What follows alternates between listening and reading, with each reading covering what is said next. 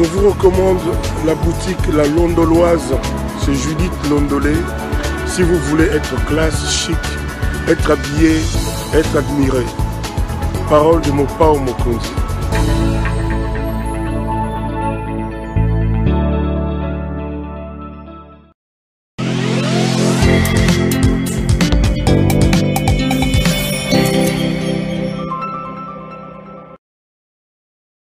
Madame, Messieurs, bonjour et bienvenue à ce nouveau numéro de l'émission Qu'entre nous soit dit, ce magazine d'analyse d'actualité politique. Des questions importantes dans ce domaine sont mises sur la table.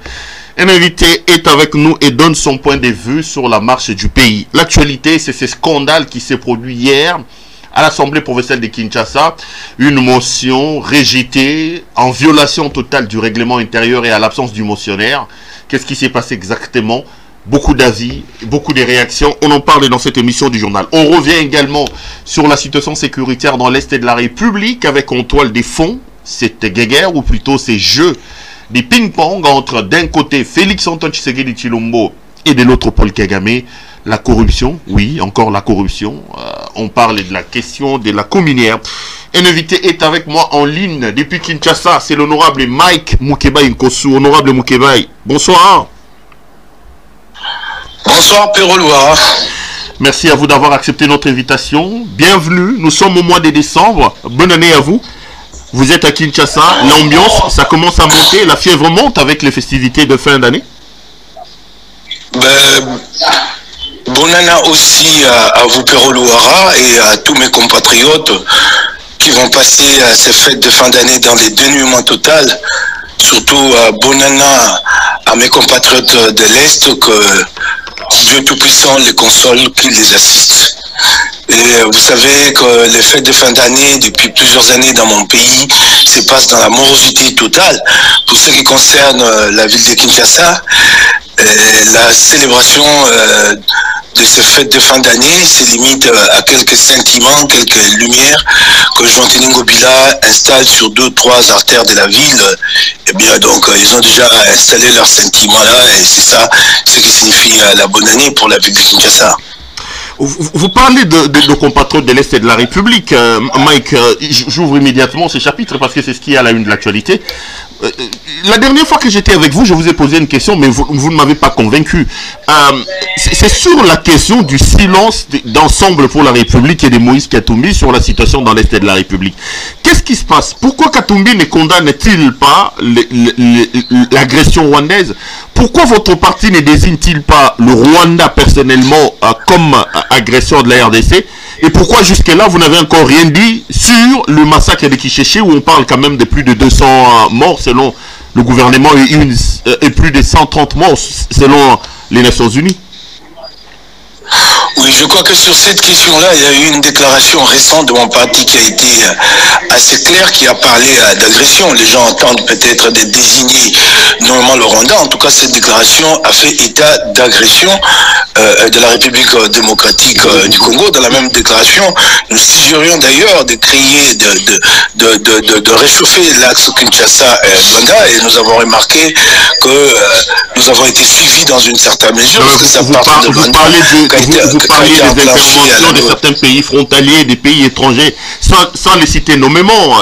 Qu'est-ce qui se passe? Y a-t-il un axe Kashobwe qui mettrait Katumbi en mal de citer clairement le Rwanda comme pays agresseur?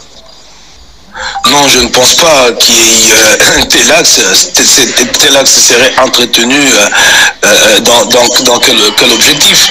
Je crois que notre position a été toujours très claire. Diplomatiquement, il y a certaines menées conduites par Katumbi que je ne peux pas exposer ici, qui font que nous ménageons certains pays de l'argent, parce que nous devons discuter, continuer à parler avec eux. C'est une approche qui est discutable, mais c'est une approche. C'est grave ce que vous dites. Vous dites que Katumbi se réserve parce qu'il fait la diplomatie avec... Ce qui est fait en toute discrétion. Vous dites que Katumbi ne peut pas condamner clairement parce qu'il est en train de parler avec ces pays-là. Je ne l'ai pas dit en ces termes. Je cherche à comprendre, Mike Mukebai. J'ai dit qu'il y a des États voisin aménagé pour favoriser l'entretien, pour favoriser le pourparler. Je ne peux pas tout dire ici sur la place publique. C'est ce qui vous empêche justement d'être assez virulent contre le Rwanda et de condamner ce que Paul Kagame fait, quoi. Il n'y a pas à être virulent. Nous avons toujours dit non à l'agression. Nous avons toujours dit que c'est le Rwanda qui arme le M23. Il n'y a pas à être virulent. Il y a à travailler sur des solutions pratiques. Ce n'est pas le verbe haut qui va régler la question. Oui, le verbe haut, nous les tenons depuis. Mais il y a des questions d'ordre pratique auxquelles nous appelons à la réflexion profonde. Ces questions-là, nous les traitons, nous, au niveau du parti Ensemble et son leadership. Et peut-être qu'un jour, quand les solutions seront apparentes, les uns et les autres comprendront le travail de fond que nous sommes en train de mener en ce moment-ci. Mike, j'aime votre honnêteté, votre clairvoyance par rapport à certaines situations dans ce pays-là. Quelle est votre lecture, vous, Mike, et de votre parti par rapport à la situation? Je sais que vous n'êtes pas, peut-être pas, vous ne portez pas la voix de votre parti, vous ne parlez pas en nom de votre parti. Je voudrais que ce soit vous qui parlez. Alors, je réduis l'analyse à vous-même. Est-ce que vous pensez que le Congo, dans ses relations avec le Rwanda, a des choses à refaire? Est-ce que vous pensez que le problème de l'Est et de la République, c'est le Rwanda, ou vous avez plutôt d'autres recettes qui peuvent nous permettre de se sortir de cette situation? Oui, il y a une approche au jour d'aujourd'hui qui est en train d'obnubiler les Congolais, qui est en train de nous dérouter dès l'essentiel, c'est celle de cristalliser la crise de l'Est autour du Rwanda.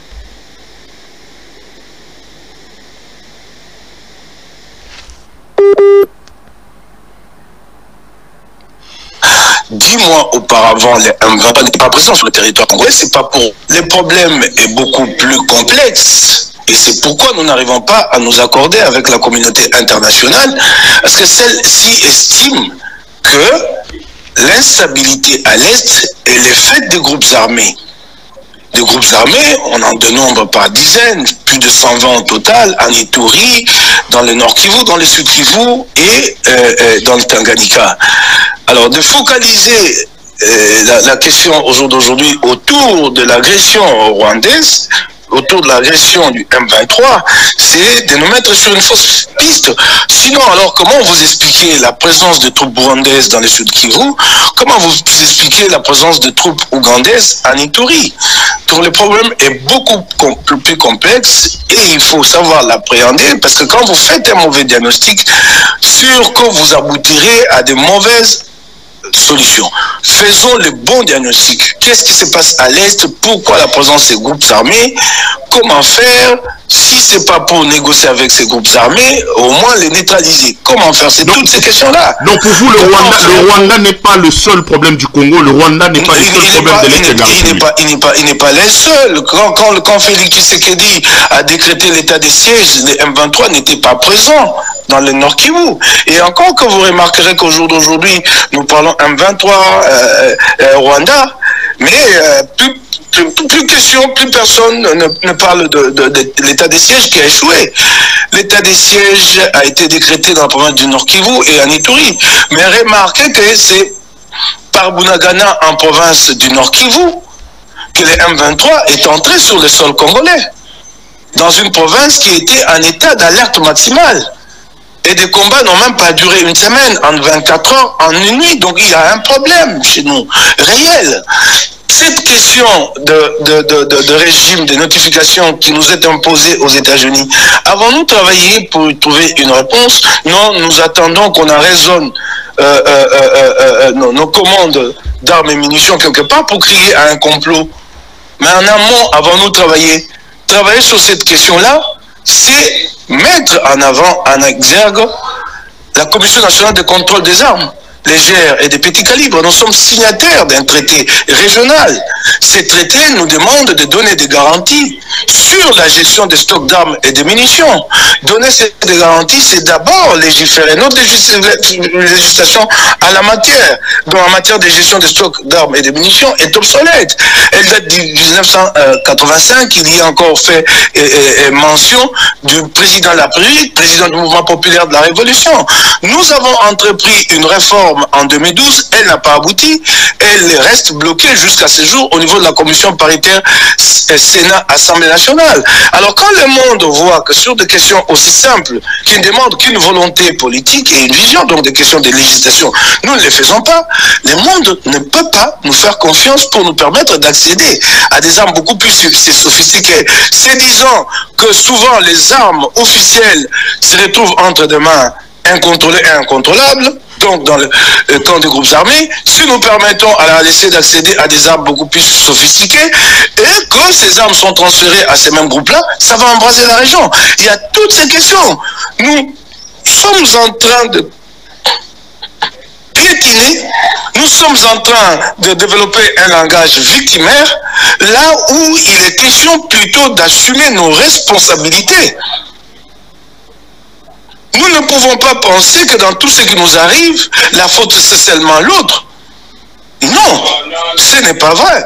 Cette Commission nationale de contrôle des armes légères et des petits calibres a par exemple en son sein plusieurs instruments. Un de ces instruments, c'est la conférence de Bayor. Vous convoquez cette conférence, le Bayor arrive, il libère le cordon de la bourse, vous avez des centaines de milliers de dollars qui permettent à la commission d'être opérante.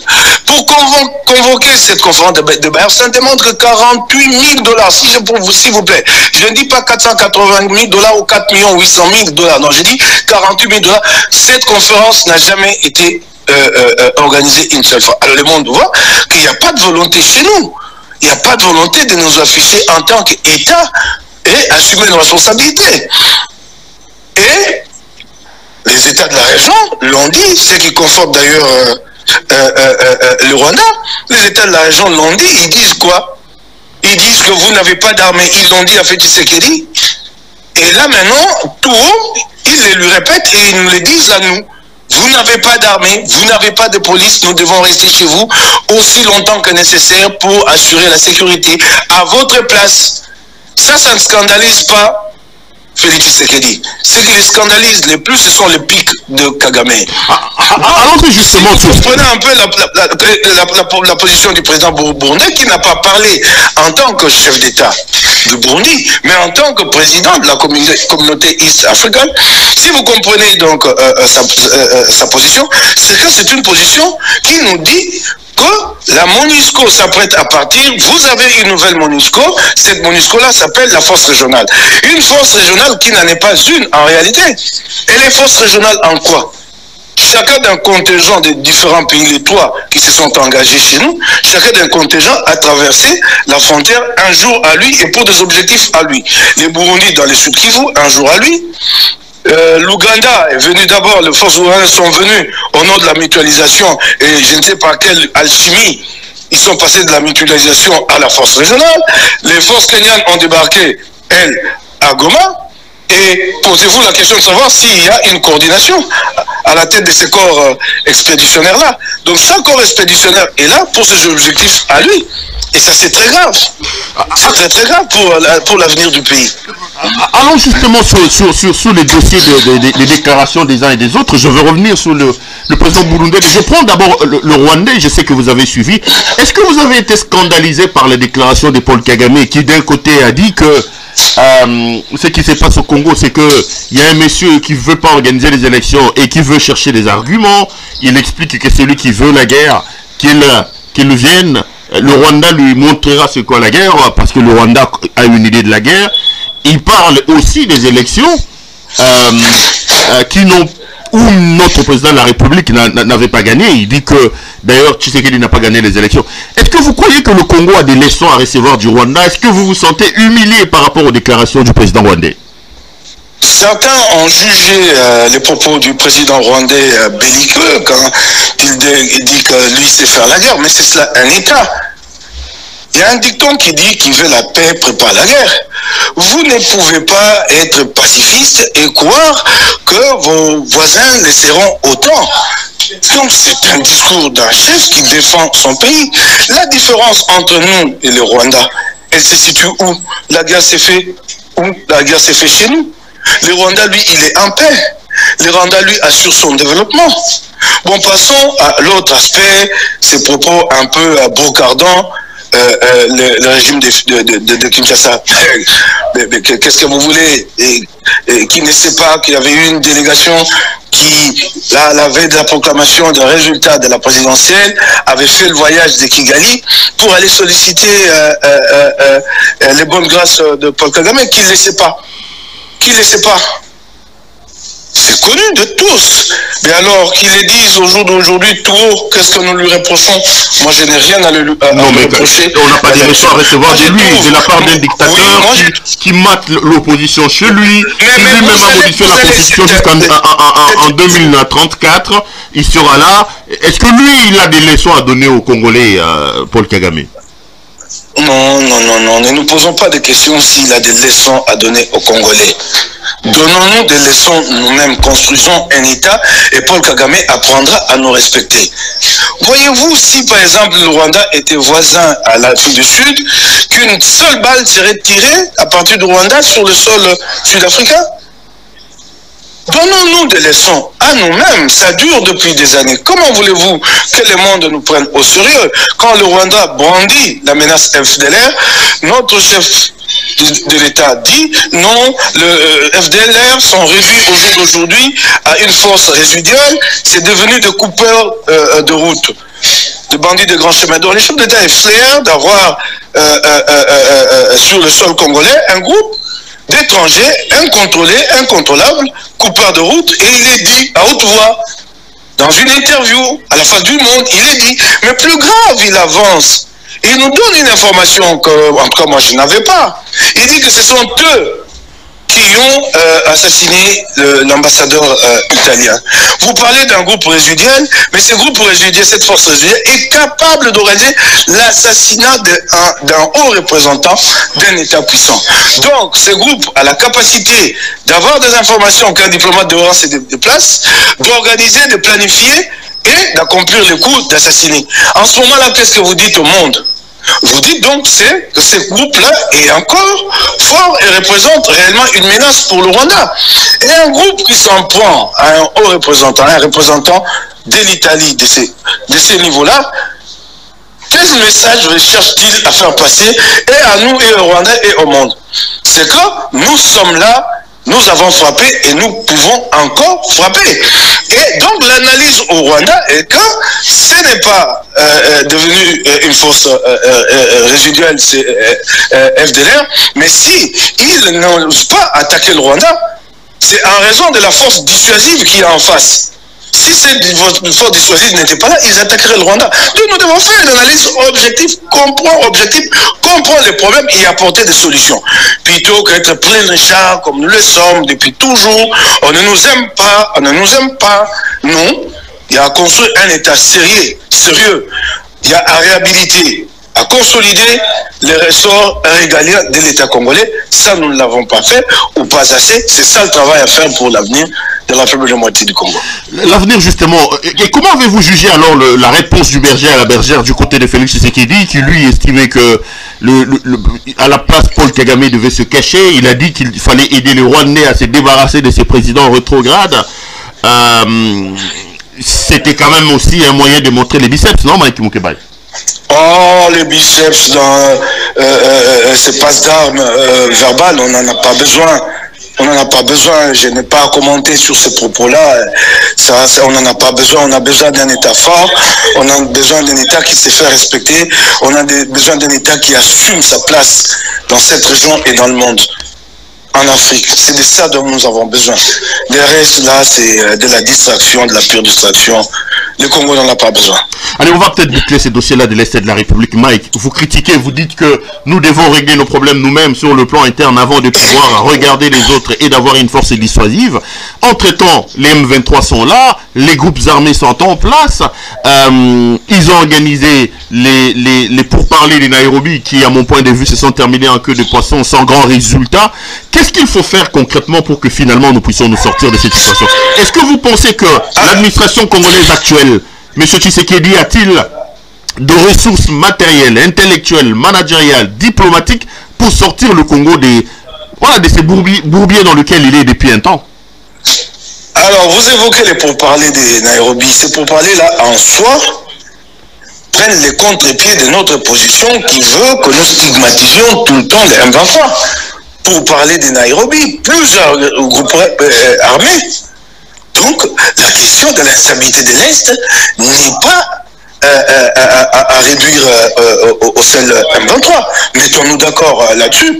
Bon, alors, cette prolifération de groupes armés, vous ne pouvez pas la régler si dans l'entretemps, l'armée ne monte pas en puissance, parce que ces groupes savent que nous ne serons jamais capables de les neutraliser. Et ces groupes vivent de l'exploitation illicite, illégale d'or, donc ils vont continuer à faire leurs affaires.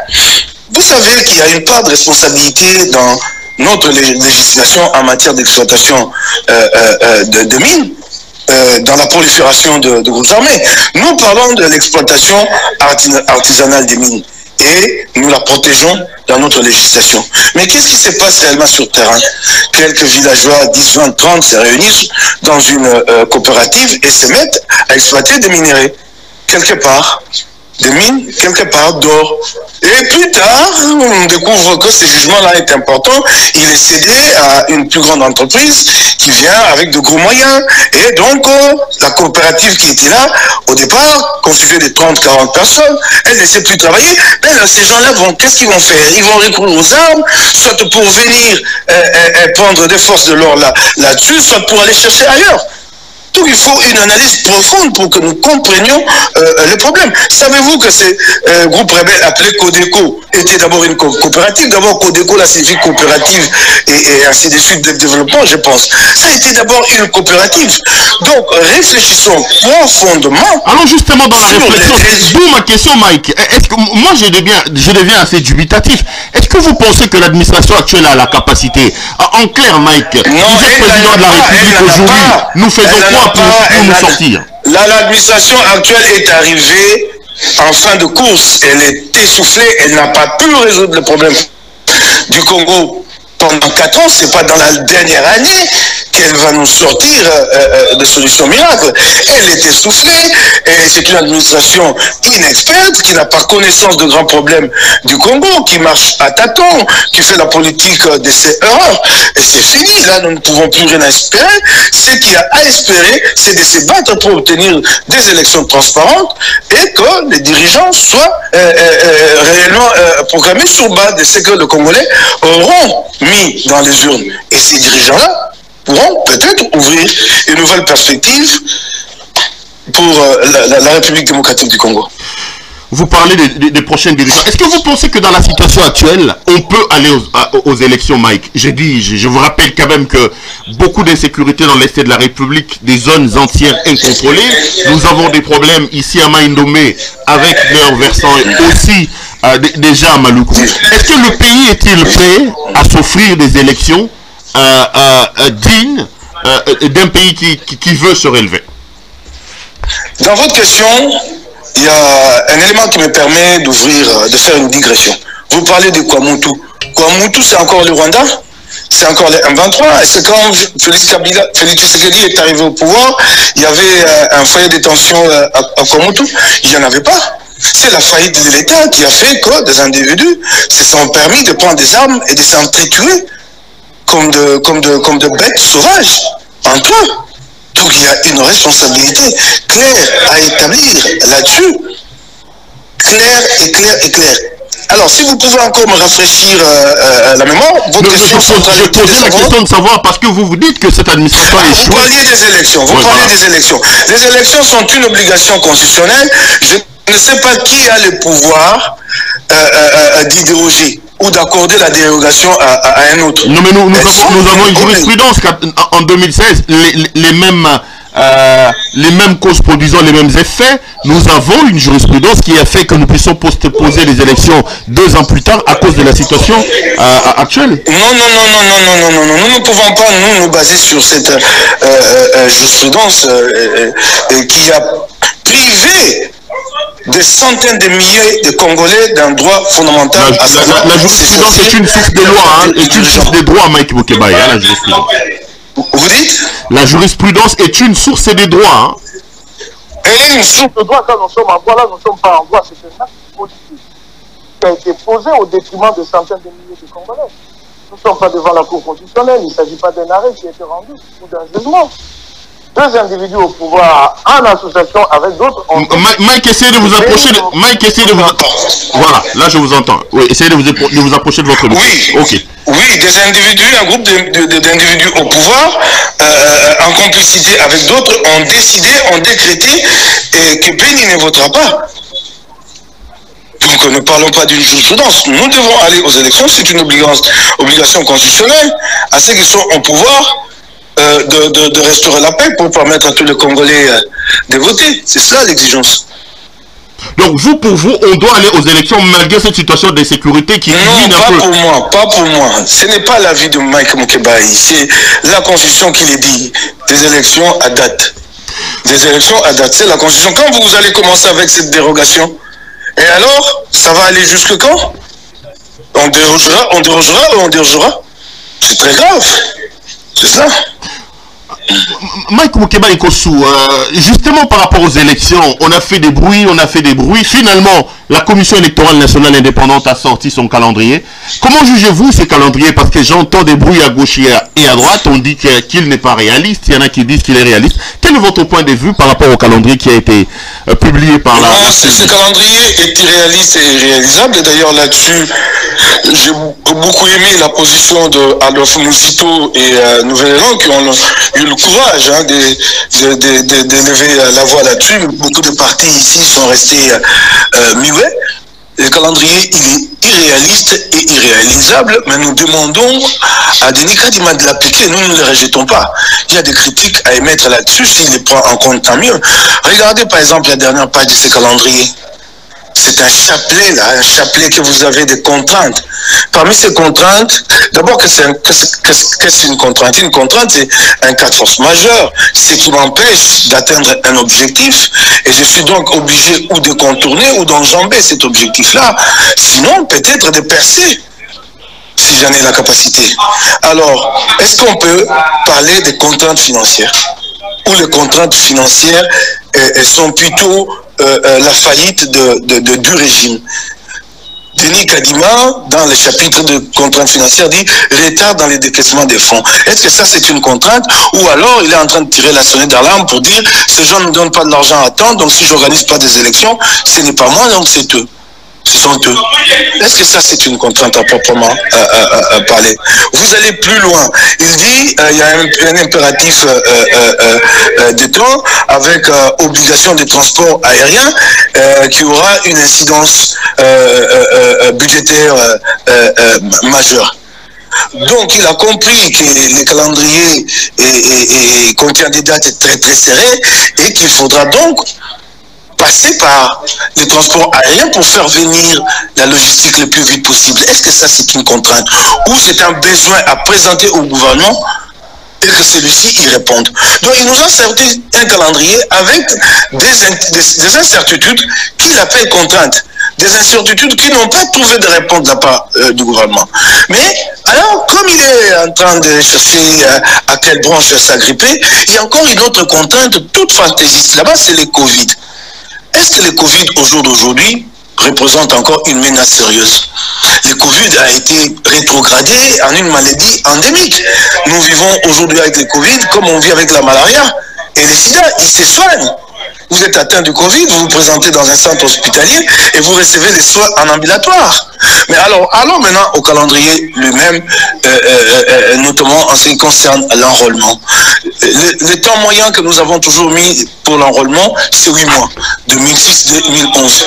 Là, Kadima nous promet des miracles qu'il va opérer l'enrôlement dans 3 mois. Alors, il a subdiviser le pays en 3 zones, en 3 aires opérationnelles. Prenons l'exemple de la 3e aire opérationnelle. Il s'agira d'enrôler des Congolais dans 9 provinces, au même moment aux États-Unis, aussi grand qu'un continent, et au Canada. Et en 30 jours, tout cela. Vous croyez vraiment que c'est possible? Nous ne pouvons pas nous poser de questions à haute voix, nous ne pouvons pas demander plus de clarté là-dessus. Bon. Un autre aspect, la logistique elle-même et le personnel électoral. Personne d'entre nous les questions à vous, les réponses à moi. Je ne me permettrai pas de vous poser la question, mais si je la pose, vous ne me donnerez pas de réponse comme journaliste. Personne d'entre nous ne sait combien de machines ont été déjà réceptionnées et combien il en reste. La seule fois que nous avons entendu parler de l'arrivée de machines ici, on nous a dit que le premier lot est arrivé. Qu'est-ce que signifie le premier lot? Je suis un ancien journaliste, vous ne devez pas nous dire premier lot. Dites-nous combien de machines sont arrivées, combien il en reste et elles arriveront quand? Et en ce qui concerne les personnes électorales, la formation du personnel électoral devait commencer le 1er novembre. Elle a connu un retard pour ne commencer qu'il y a à peine 10 jours. Et là, la CENI ne procède qu'à la formation des formateurs, 1500. Le temps que ceux-là terminent la formation et qu'ils forment les milliers d'agents à déployer à travers tout le pays, vous croyez que tout ça sera prêt avant le 24 décembre?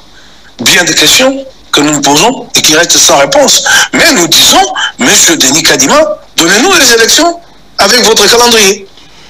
Non, mais déjà que vous dites que ce n'est pas réaliste, et donc c'est quoi? C'est un piège qu'il vous a tendu. Est-ce que vous y allez, vous, Mike Mukebai, avec ce même calendrier-là? Non, ce n'est pas que nous y allons ou pas. C'est à Kadima d'organiser les élections. Nous sommes des partis privés dans cette affaire. Mukebai est un privé dans cette affaire. Que j'ai aux élections, que je n'y aille pas, ça ne regarde pas la CENI. C'est à elle d'être prête, le moment venu. Parce que j'entends les discours de gens, ceux-là, ils redoutent les élections, ils ne veulent pas aller aux élections, c'est pourquoi ils sont critiques. Non, ça n'a rien à voir. La CENI, elle a une charge d'État public d'organiser les élections dans le délai. Nous autres, là, laissez-nous brailler, pérorer. C'est notre droit de dire, ici, ça ne va pas. Nous avons besoin de ces élections dans le délai. Voilà. Bon, le délai est là, le calendrier est là. Attendons voir si vous-même vous êtes prêt. Ensemble est-il prêt pour aller aux élections? C'est pour quand le Congrès? Vous avez déjà vos candidats, vous avez votre candidat président de la République? Dans les prochaines semaines, je crois que nous nous réunirons en Congrès. Ne me posez pas la question si nous avons notre candidat. C'est une évidence. Nous présenterons des candidats à tous les niveaux, jusqu'à l'échelon présidentiel, ça c'est clair. Ça sera Moïse Katumbi, probablement votre candidat président de la République. Le Congrès se prononcera. Ok. Mike, je vous ramène un peu à Kinshasa. Je sais que vous êtes tellement attaché à cette province-là, où vous êtes d'ailleurs élu. Je rappelle que vous avez été élu député provincial, élu de la commune de Lingwala à Kinshasa. Avant de parler de Kinshasa dans sa globalité, parlons de l'Assemblée provinciale. Vous avez adressé une motion, d'abord une interpellation au ministre des Finances, je crois. Après, vous l'avez transformé en une motion. Des Finances et l'économie. Après, vous l'avez transformé en une motion. Mais hier, j'ai appris que la motion a été rejetée. Qu'est-ce qui s'est passé exactement, Mike Mukebai? Ce qui s'est passé à l'Assemblée provinciale de Kinshasa hier, c'est simplement du gangstérisme parlementaire signé Godempoy. Moi, j'ai déposé une question orale avec débat adressée au ministre provincial des Finances et Économie, Jean Goyemvouzi, pour lui demander des explications sur l'affectation de 2 650 000 $ qui sont déboursés chaque mois par le gouvernement central au bénéfice du gouvernement provincial. Et ces fonds-là donc sont destinés à la salubrité pendant que Kinshasa se noie à la moindre petite pluie. Le ministre n'est pas venu répondre à la question, il a prétexté une maladie et par la suite a dit que ce n'était pas une question de sa compétence, qu'elle était mal orientée cette question. Et le règlement intérieur me permet en ce moment-là de transformer ma question orale en une motion de défense, ce que j'ai fait. Parce que le ministre n'avait pas à fournir des explications par écrit, il avait à se présenter, point et barre. Parce que c'est pas lui qui a la compétence de juger de la recevabilité de la question. Du moment qu'elle lui a été transmise, ça signifie qu'elle a été jugée recevable par le bureau. Donc, j'ai transformé cette question orale en une motion de défense. Est-ce que vous aviez à ce moment-là récolté les signatures de vos collègues pour cette motion-là? Oui, j'ai réuni 5 signatures. Ça demande 5 signatures. Ok. 5 signatures. Alors, j'ai déposé la motion de défiance mardi, 6 décembre. Et elle doit être en principe débattue, c'est ça, ce que dit le règlement intérieur dans les 48 heures. Donc cette question, cette motion de défense devait être débattue hier. Je suis arrivé à l'Assemblée hier, nous avions plénière, les services de Godempoï m'ont appelé, m'ont remis un courrier que j'ai en main ici. J'ai ces courriers-là à main. Dans lesquels courriers qu'est-ce que le courrier dit? S'adresse au ministre. Lisez-nous les courriers, qu'est-ce qu'il dit? Ben, les courriers, je vais vous les lire. Je vais vous les lire, les courriers, comme je donne, que je les lise, là, les courriers, je les là devant moi, je vais vous les lire. On va faire des pièces contre pièces. Je vous en prie. L'honneur me choix, il s'adresse, le président de Godempoï s'adresse au ministre, il dit l'honneur me choix. Et d'ailleurs, pour que vous compreniez dans quelle position il se met face au ministre, alors que lui, il est l'autorité du ministre, lui dit l'honneur lui choix. Alors, le courrier dit l'honneur me choix de vous transmettre en annexe de la présente la motion de défiance contre votre personne et vous en souhaite bonne réception. En effet, sur le pied des articles 212 et 214 du règlement intérieur de l'Assemblée de Kinshasa, les députés provinciaux signataires de la dite motion m'ont saisi en date du 6 décembre 2022, le mardi dernier, à travers une correspondance dans laquelle ils vous reprochent un certain nombre de faits. À cet égard, vous êtes attendus le vendredi 9 décembre 2022 à 10h pour présenter devant la plénière vos moyens de défense. C'est ça ce que dit le courrier. Donc le ministre est invité aujourd'hui, vendredi 9. Mais à ma grande surprise, quand moi je quitte l'hémicycle hier, Godempoï fait lire une autre lettre du ministre dans laquelle celui-ci dit être à Lumbashi. Un collègue monte au perchoir par voie de motion. Je ne sais quelle motion, motion d'ordre, motion de procédure, je ne sais pas. Préjudicielle, ainsi de suite, je ne sais quelle motion. Il dit, bon, puisque le ministre n'est pas là, nous ne pouvons pas infiniment attendre. Donc, il faut rejeter la motion de défiance. Et c'est soumis au vote et la motion est rejetée. Donc, on l'a rejeté sans que le ministre ne vienne et sans que vous-même, l'auteur de la motion, ne soit là. Pour une plénière à convoquer aujourd'hui. Alors? On vous écoute, honorable Mike Mukewe. Vous êtes en direct. Oui. Donc, je vous ai lu la lettre de Godempoï adressée au ministre provincial, invité à venir répondre vendredi 9 novembre, décembre s'il vous plaît. Aujourd'hui. Et donc hier, il y a eu un passage en force et la motion de défiance a été rejetée. Mais sur base de quelle disposition du règlement intérieur? C'est le ministre qui a été pris à défaut, il est à Lumbashi et on en tire la conséquence comme quoi qu'on ne peut plus attendre, rejetons la motion et la motion est rejetée. Vous imaginez un peu? C'est lui qui a fait défaut, après avoir prétexté maladie, ainsi de suite, pour éviter la question orale. Et cette fois-ci, avec la motion de défiance, c'est lui qui s'est... Le règlement intérieur est contraignant. Il est dit dans les 48 heures. Si dans les 48 heures, le ministre n'est pas là, nous tirons toutes les conséquences. Donc, la motion est examinée sans lui. Donc là, la motion est rejetée sans avoir été examinée en plénière, sans même que le ministre ne soit... J'ai dit, là, la motion a été rejetée sans avoir été examinée en plénière, sans la présence du ministre et sans vous-même les motionnaires. Le ministre n'était pas là, moi non plus. Alors que je viens de vous lire la lettre de Godet adressée au ministre provincial dans laquelle il l'invite à se présenter vendredi. Moi, c'est quand j'ai lu, j'ai dit, bon, ok, comme je dois aller me préparer pour l'examen de cette motion demain, je rentre chez moi. Non, il profite de mon absence. Et alors, on organise un forcing, un passage en force, on marche sur le règlement intérieur. Pourquoi? Puisque les uns et les autres sont eux-mêmes impliqués dans la gestion de ce 2 650 000 $. Les uns et les autres, vous accusez plutôt que d'affecter cet argent Godempoï est parmi les bénéficiaires. Le plus sérieux, non, des gens ont improvisé des ONG, des élus ont improvisé des ONG, des particuliers, des parents, des copines, des cousines, et se partagent cet argent et font semblant de balayer quelques trottoirs de Kinshasa 2-3 jours, et le reste d'argent, ils empochent. Et alors, j'ai même remarqué que toute honte but, dis-je, que Godempoï a tweeté hier réclamant ces fonds-là. Puisque semble-t-il, ces fonds-là ne sont plus débloqués depuis un certain temps. Réclamant ces fonds-là.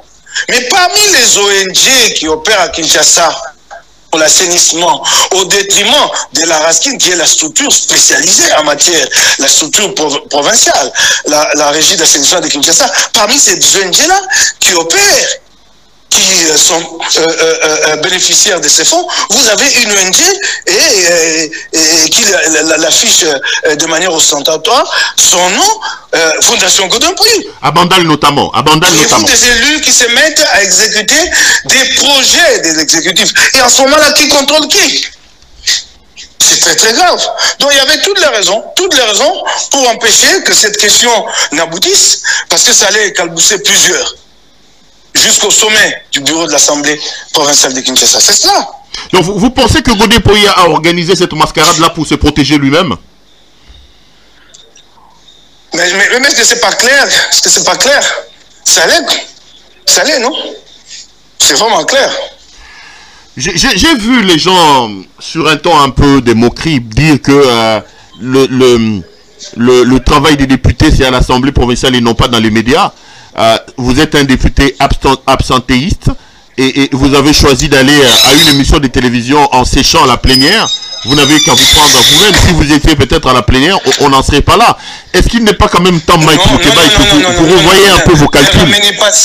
Ne ramenez pas ça à la présence physique de Mike Moukébaï. D'ailleurs, je ne suis pas député absentéiste. Je vous relais ce que j'ai vu dans les réseaux sociaux, Mike Moukébaï. Ne vous en prenez pas à moi. Je suis en train de vous relayer ce que j'ai vu. Non, je vous dis, ne ramenez pas la question à la présence physique de Mike Moukébaï.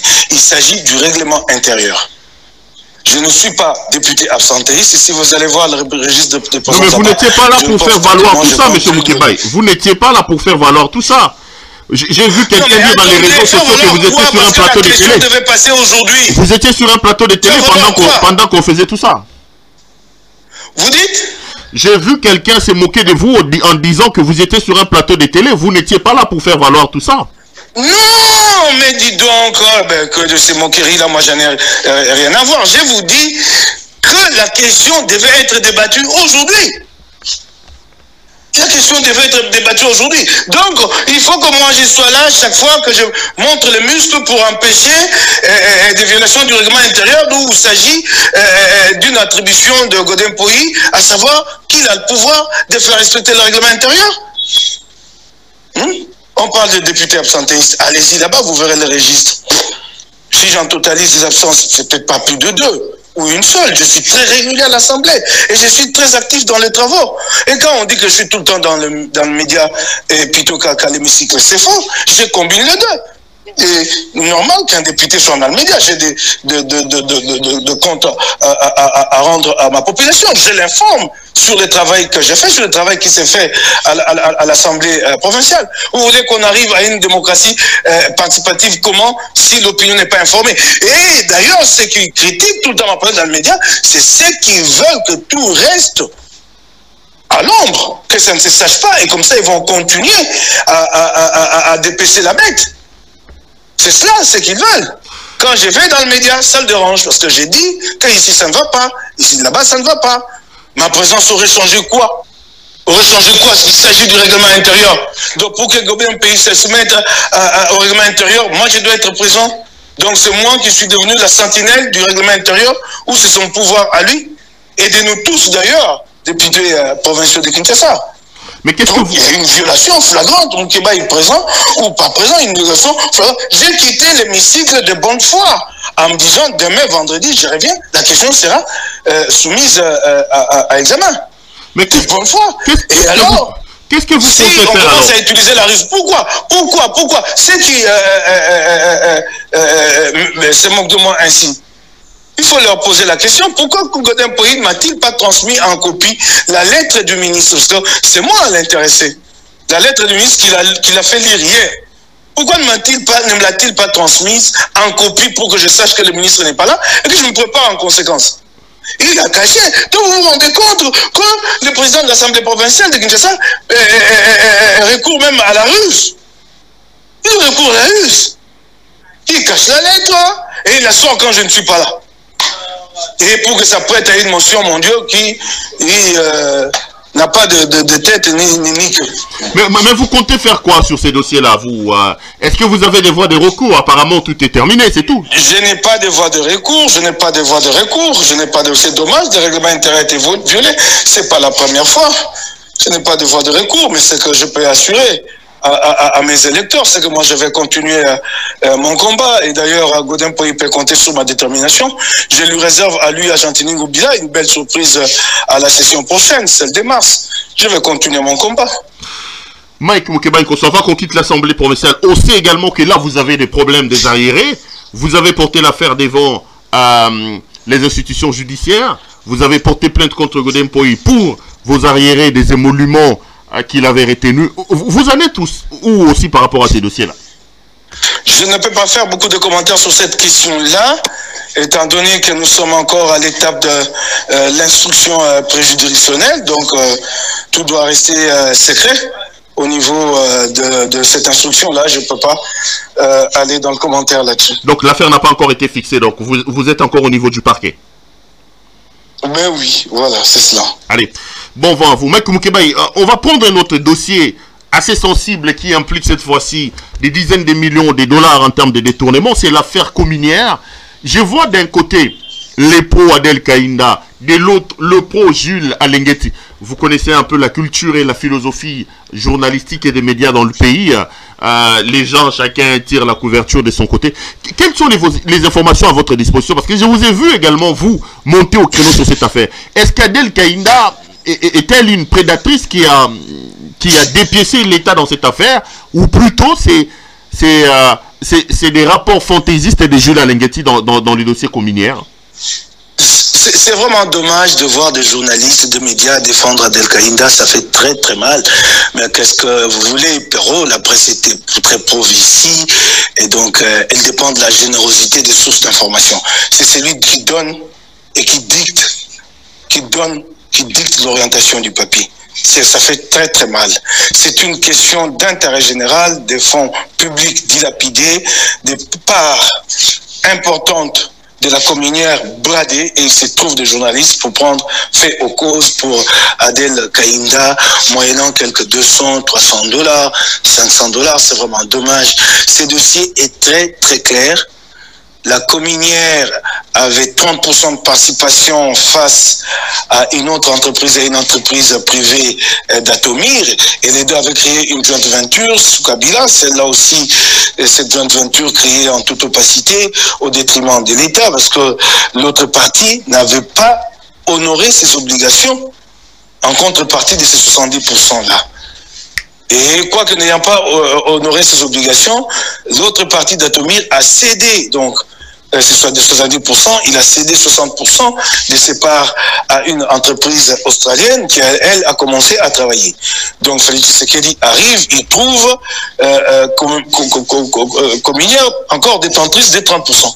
Mais qu'est-ce que le régime Tshisekedi a fait de ces 30%? Aujourd'hui, Communière est réduite à la portion congrue de 5%. 25% ont été vendus, bradés. Et c'est pas n'importe quel minerai. C'est les minéraux du lithium. Les minéraux de l'avenir sur lesquels nous pouvons, nous, ouvrir de perspectives pour notre économie. 25% bradés. D'abord, 15% bradés à une entreprise chinoise. Quand Alingeti creuse, il se rend compte que ces 15% ont été cédés aux Chinois à 33 millions de dollars, alors que la valeur réelle au jour de cette transaction était de 154 millions de dollars, s'il vous plaît. 154 millions de dollars. Donc, en fait, 120 millions de dollars à peu près sont partis en fumée comme ça. On brade ici et on sait comment on va aller récupérer de l'autre côté avec celui qui a profité du bradage. Ce n'est pas tout, mais les 33 millions eux-mêmes,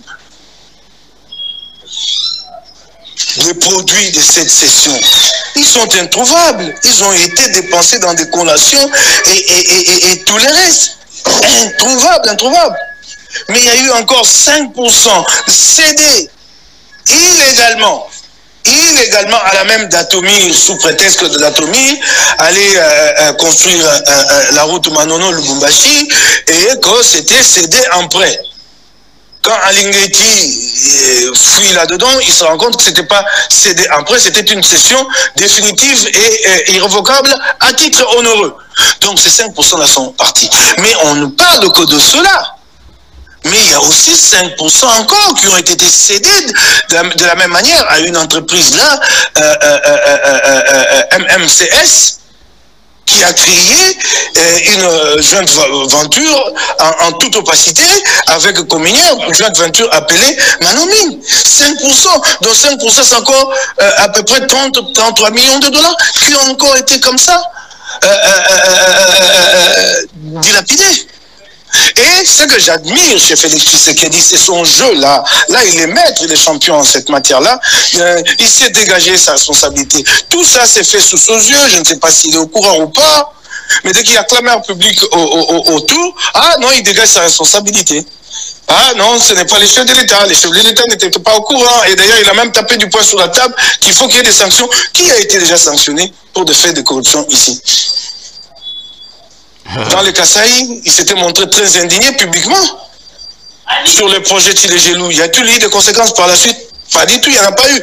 Vous pouvez vous imaginer que pour des parts aussi importantes liées à un minerai stratégique, que tout cela se soit fait sans que le chef de l'État soit au courant? Donc tout cela est décidé en dehors du Conseil des ministres? Je ne crois pas. Je ne crois pas. Vous accusez Félix Tshisekedi d'être au courant et de profiter de cette manne de la corruption. Au courant ou pas au courant, il est responsable. Je ne peux pas penser que des sessions de cette importance sur un minerai autant stratégique puissent se faire sans que le chef d'État ne soit au courant. Puissent se faire sans impliquer le Conseil des ministres. Puisque je vais vous dire une chose, sur la session faite à MMCS, sous la couverture de cette jointe venture appelée Manomine, mais qu'il y a eu des pourparlers, qu'il y a eu des négociations, qu'il y a eu des discussions entre cette entreprise, les experts du portefeuille et les experts des mines, et les experts des mines avaient décidé de ne pas engager la ministre des Mines à signer. Et elle ne l'a pas fait, elle n'a jamais signé. Mais Adel Kaïnda a imposé au conseil d'administration d'exécuter cette session et elle a été exécutée. Elle a été exécutée. Donc, ça signifie que ce sont des choses qui se font entre membres du gouvernement et c'est supposé que le Premier ministre est au courant et le chef d'État qui est lui-même le patron du Conseil des ministres. Donc là, vous vous accablez Adel Kaïnda. Donc, c'est vraiment clair. Pour vous, c'est Adel Kaïnda qui est la tête. Il s'agit d'une affaire de 2000 $ au coin de la rue. Bon, donnez-moi le cacahuète, en contrepartie, prenez 2000 $. C'est des millions de dollars sur un minerai stratégique. Comment voulez-vous que les chefs d'État ne soient pas au courant? Donc, vous accablez Adel Kaïnda, pour vous, elle a à voir dans ce qui se passe. Je n'ai pas à l'accabler, les faits l'accablent. Je n'ai pas à l'accabler, les faits l'accablent. Les rapports l'accablent. Les restes, nous savons comment fonctionne la presse. Savons. Le reste, les faits l'accablent. Le rapport est clair. Le rapport est clair. C'est sa responsabilité. Claire et claire et claire. Allez, on va terminer avec les faits l'accablent. Il n'y a pas à l'accabler. Vous allez l'accabler pourquoi? Qu'est-ce que moi j'ai à voir avec elle? Qu'est-ce que j'ai contre elle? C'est une ministre de la République, je la respecte, elle fait son travail. Mais j'ai lu un rapport qui l'accable. Sérieusement. On va finir, Mike Mukebai, avec ces petits faits sociaux dans le Katanga où les Wewa ont assassiné un pasteur. J'ai vu que la tension monte. Est-ce que dans le pays, vous sentez également que le tribalisme prend de l'ampleur et que notamment dans le Katanga, les gens craignent que ça explose à tout moment, Mike Mukebai? Un message sur cette question-là? Non, j'aimerais pas, moi, jeter de l'huile sur le feu, cibler telle tribu ou telle autre tribu, mais nous devons travailler à la cohésion. C'est la responsabilité du chef de l'État. Je crois qu'il doit vraiment se pencher sur cette question et appeler à la cohésion nationale, mais y travailler surtout. Et éviter nous-mêmes, chacun à son niveau, un discours stigmatisant contre tel ou tel groupe ethnique. C'est cela qu'il faut faire. Allez. Mike Mukebai, ça a été un grand plaisir de vous avoir. Merci d'avoir répondu à nos questions. Merci beaucoup. Madame, messieurs, on va donc finir cette émission. Je rappelle ce soir que notre invité, c'est l'honorable Mike Mukebai Nkosu, que nous avons eu à partir de Kinshasa. C'était donc un grand plaisir. On va dire merci à l'équipe technique qui nous a permis de l'avoir et qui nous a aidé à faire ce travail, à entrer en contact avec vous. Merci aussi à vous de nous avoir suivis. Merci à tous nos partenaires. Restez branchés sur nos programmes. Retrouvons-nous pour d'autres émissions sur CPL Télévision. Bonsoir chez vous.